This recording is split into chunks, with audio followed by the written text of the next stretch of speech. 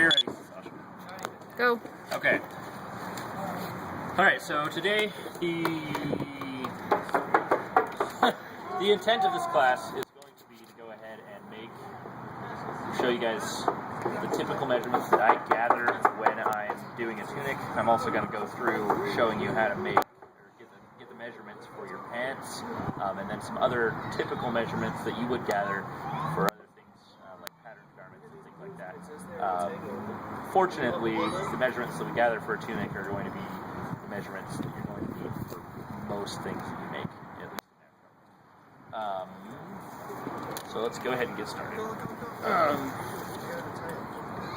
Alright, so first thing I always do when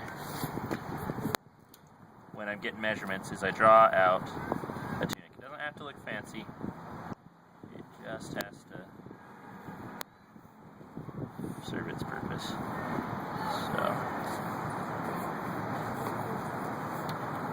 like this. So, go ahead and draw that. And you want to do, it's got to be more than not. Oops. Okay. And then draw lines. And shoulder.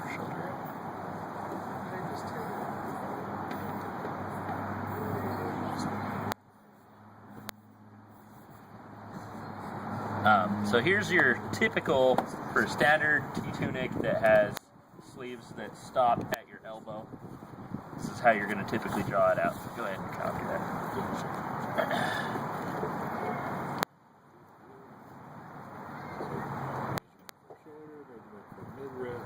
And then measurement to however long the tunic you need to be. And we need a measurement from across the shoulders. And then we're going to need one from the neck to the shoulder.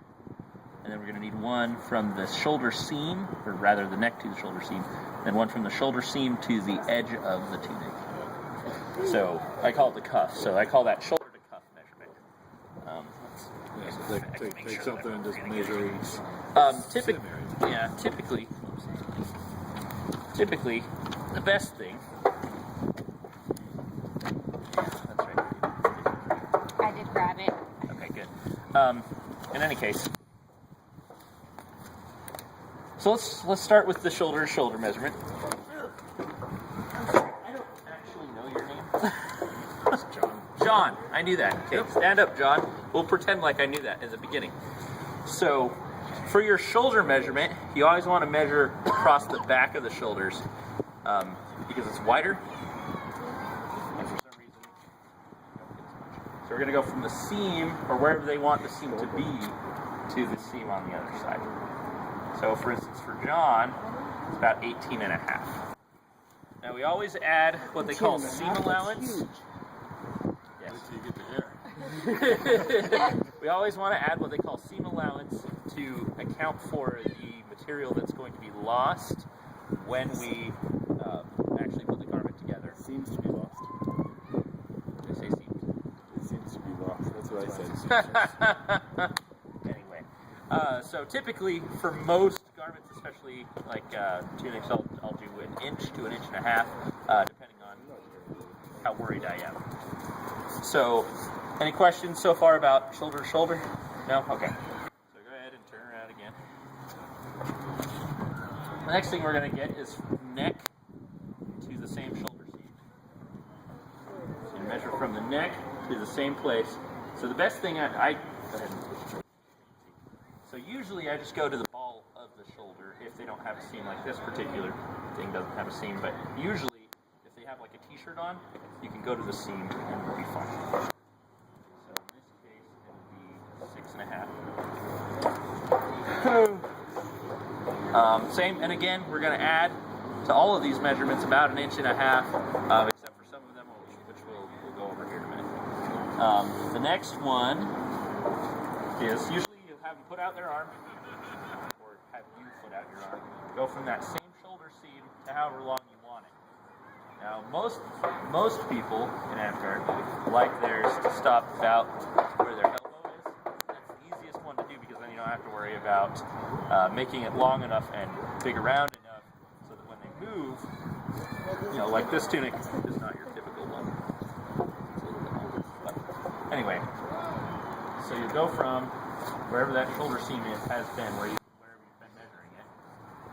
It's typically about 11 or 12 inches. Most people are about 11 or 12 inches. The next thing that we do is we're going to go around the core at 3 places. At the widest part of the bust for ladies, the widest part of the stomach, and around the hips. Most people, their largest measurement is their hips, but sometimes it's not, so it's a good idea to do all 3 of them. The reason why we do this one is, I mean, this is your main tunic body.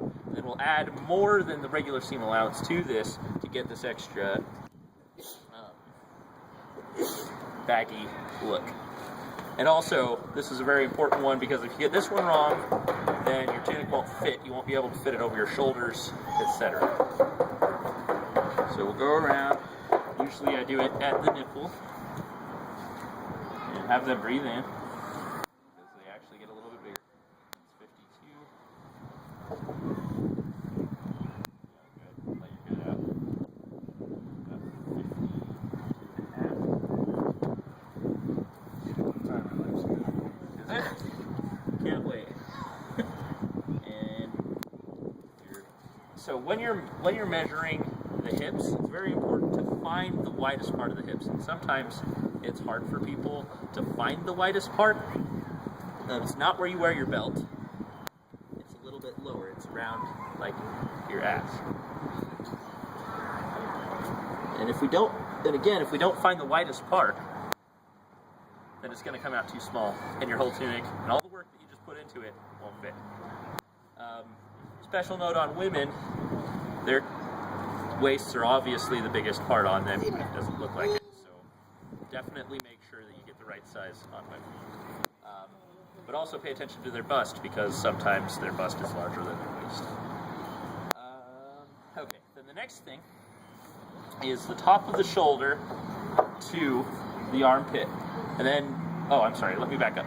So for the core measurements, whichever one we decide is the largest, we're going to take the largest of the 3, and then we're going to add to that measurement a number of inches dependent upon the size of the person.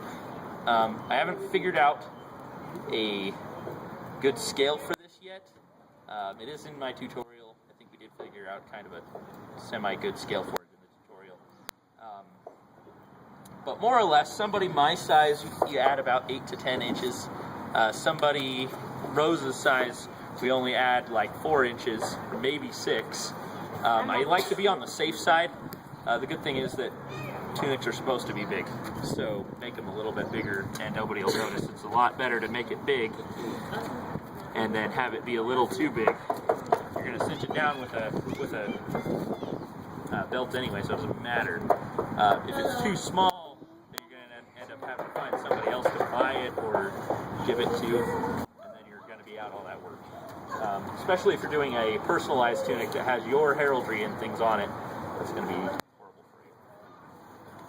for you. So back to what I was doing. So for somebody his size, I would probably add 10 to 12 inches. So for the shoulder measurement, or for the armpit measurement, I should say, I usually go from the top of the shoulder, then I measure down until I can feel their armpit, and then I'll go down 2 or 3 inches. So in his case, it'll be 13. Typically, I've seen more often than not, it's between 10 and 12. I don't usually see it any bigger than that unless it's a really big person. If you get too much bigger than that, then you'll end up with these sleeves that are really flappy. You don't want that. You look like crap. So for him, it'll be 13. Special note, all of 3 of these measurements that we're about to go over should always be from the top of the shoulder over the breast or the fat or whatever, just to be sure that we're getting an accurate measurement, because we have to cover all of it with cloth. So if we go from here to here and we measure it, this from here to here is less than from here over this to here, and you'll end up with a tunic that sucks up more. So in this one, we go down to wherever they wear their belt. because this is where the bell is going to start.